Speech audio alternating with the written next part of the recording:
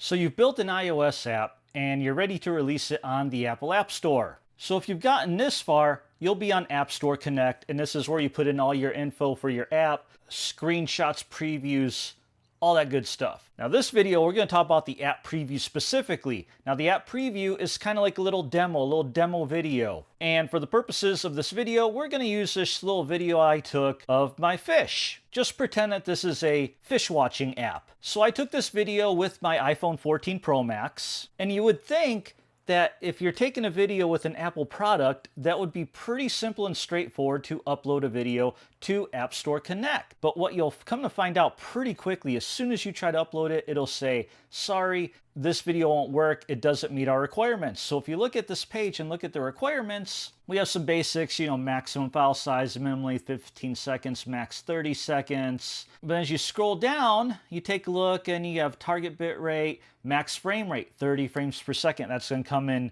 just a little bit. And we have .mov, .mp4. Now, the video I took does get saved as a .mov, so that's not a problem. Now, an iPhone 14 Pro Max is the 6.7-inch display. And if we look at the video, let's take a look at the info here, and you look at the dimensions, and it is 1080 by 1920. Pretty standard resolution, makes sense. But if you go in here, take a look at the accepted resolutions. It's 886 by 1920, or 1920 by 886 if you're in landscape. Now, I don't know why they have this odd pixel resolution number. You would think that it would just match with what the iPhone itself is already recording in, but it doesn't. So how do you fix that? Well, there's multiple ways, but we're going to talk specifically in this video about Final Cut Pro because that's what I already have. I've created a library for iOS App Store.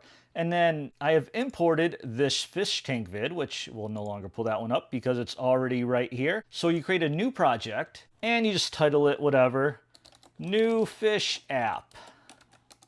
And then here is where we need to change some things. So clearly we're not doing 4K.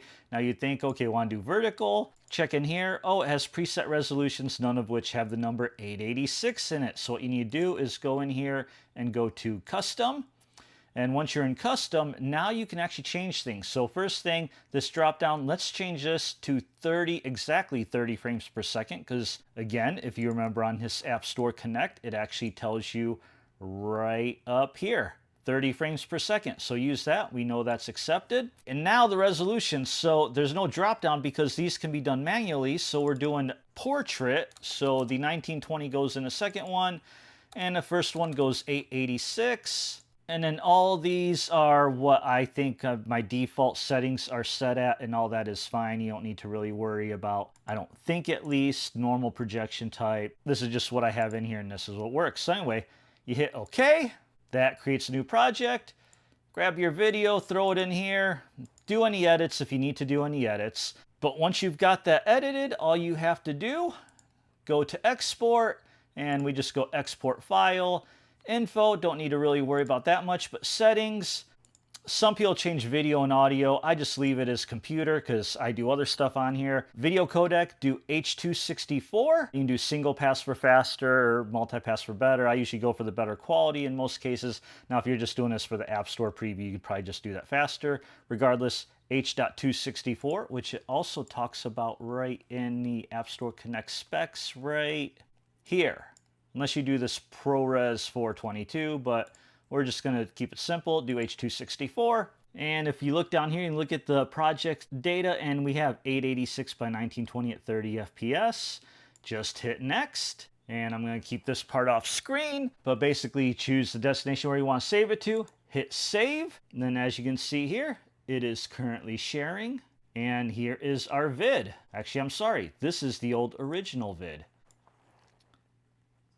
Here is the new vid.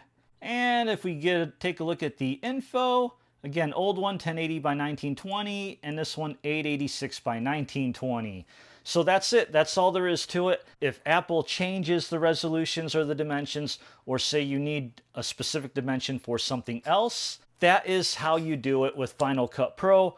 Pretty easy, but hope this video helped. Hoped it saved you some Googling because I had to do it earlier, and that's why I put this video together, because if I have to Google something and learn something, I'm going to make a video about it. So thanks for watching. Like, comment, subscribe, all that good stuff. And let's learn something new today.